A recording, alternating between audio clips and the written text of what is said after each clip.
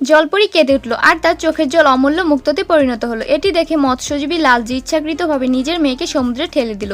Alice পানিতে ডুবে গেল এবং সেই সুন্দর জলপরীকে দেখতে পেল।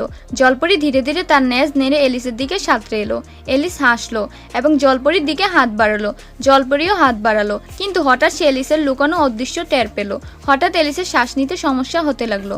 জলপরি তৎক্ষণাৎ তার হাত ধরে তাকে পানির উপরিভাগে ঠেলে দিল। এলিস অবশেষে শ্বাস নিতে পারল। তার বাবা তাকে মাছ ধরার নৌকায় টেনে তুলল।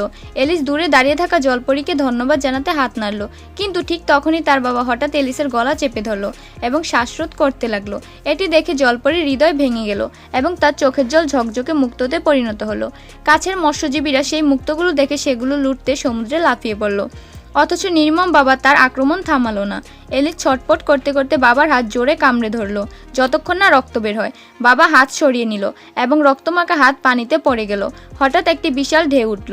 রক্তের গন্ধে আকৃষ্ট হয়ে হাঙরদের একটি ঝাঁক নৌকার চারদিকে ভিড় করলো এবং নৌকাটি উল্টে দিল। দুজনেই পানিতে পড়ে গেল এবং হাঙরের সাথে জীবন মরণের লড়াই শুরু হলো। বাবার গভীর অনুশোচনা হলো। নিজের শেষ শক্তি দিয়ে সে এলিসকে উল্টে থাকা নৌকার উপর তুলে দিল। ঠিক পরের মুহূর্তে একটি হাঙর তাকে টেনে নিয়ে গেল। এলিস পানির উপর থেকে তাকিয়ে দেখলো তার বাবাকে হাঙর গিলে খাচ্ছে। এমন সময় একটি ভয়ঙ্কর হাঙর এলিসের দিকে ছুটে এলো। এলিস চোখ বন্ধ করলো, আবার চোখ খুলতেই দেখলো জলপরি তার সামনে।